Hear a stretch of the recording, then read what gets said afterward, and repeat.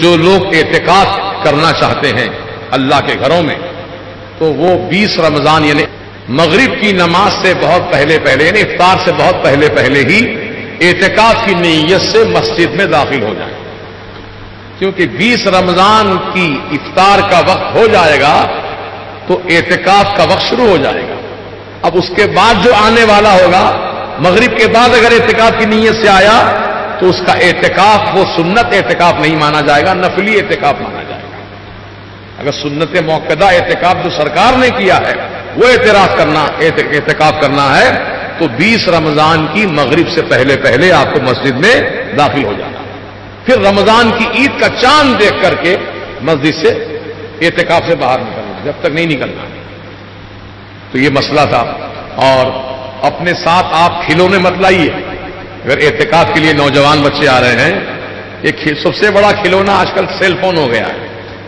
اور cell phone صرف ہم تو سمجھتے تھے پہلے زمانے میں جو کالے رنگ کا فون آتا تھا بڑا، جس کو لائن کہتے ہیں، ہے نا، وہ فون میں خالی گھنٹی بجتی تھی، بات چیت ہوتی تھی، نہ اس میں کوئی فوٹو آتی تھی، نہ اس میں کوئی میسج آتا تھا، نہ اس میں کوئی گانے بجانے کی آواز آتی تھی۔ بولو پہلے زمانے کے فون میں صرف اشارہ ہوتا تھا تو آدمی فون اٹھا کے بات کر لیتا تھا، ختم۔ تو آج کے زمانے کے سیل فون کو بھی آپ اسی طرح استعمال کیجئے، صرف بات چیت کیجئے، خیر خیریت پوچھئے، سلام علیکم کیجئے اور اچھی بات کیجئے، فون بند کر دیجئے۔ لیکن اب جو یہ واٹس ایپ، گوگل، وہ فلاں، وہ چیٹنگ، کیا کیا پتہ نہیں خرافات چل رہے ہیں فون کے ذریعے۔ تب یہ نوجوان بچے مسجد میں اعتکاف کے لیے آتے ہیں، بڑے سائز کا سیل فون ہوتا ہے، بالکل کیا کہتے ہیں اس کو، نہیں ٹیپ ہوتا ہے۔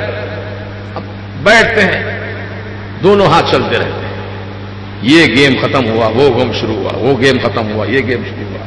تو گیم کھیلنے کے لیے آتے ہیں مسجد میں؟ بتائیے ایمان کی بات بتائیے، یہ گیم کھیلنے کی جگہ ہے؟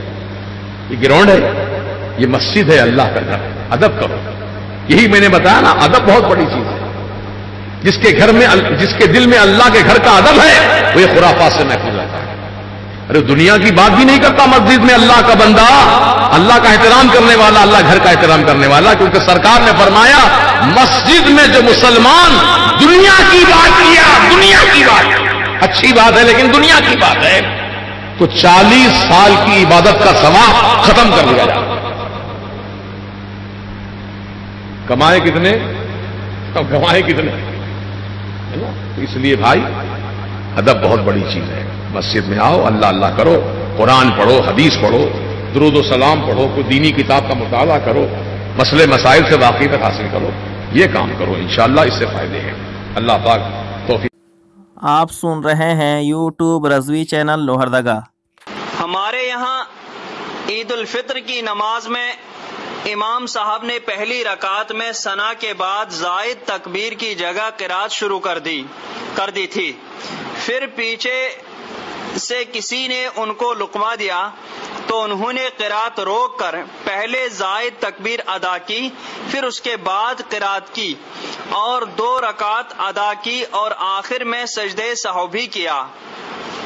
اب سوال یہ ہے کہ قرات نماز میں فرض ہے اور تکبیر واجب، تو کیا قرات سے واپس تکبیر لینا صحیح ہے؟ اور عید کی نماز میں سجدے سہو بھی نہیں ہوتا، پھر بھی انہوں نے سجدے سہو کیا تو کیا نماز ہوئی؟ قرات چھوڑ کر کے تکبیرات زوائد کی طرف لوٹنا جائز نہ تھا، اور اس صورت میں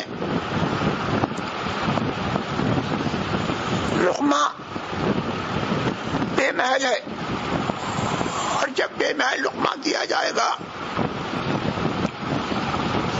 تو لقمہ دینے والے کی اپنی نماز فاسد ہوگی، اور امام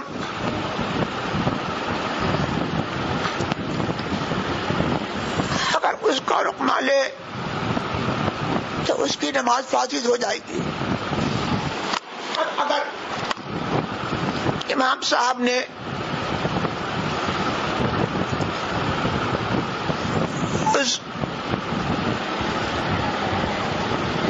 دینے والے کے لقمے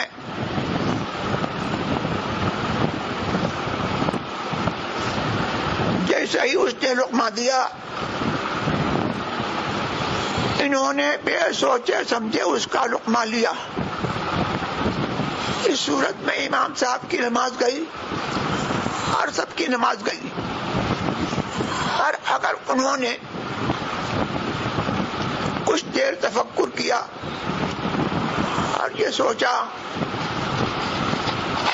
کہ زائد تکبیرات چھوٹ گئی ہیں،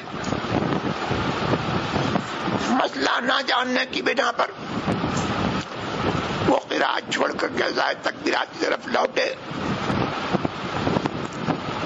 تو نماز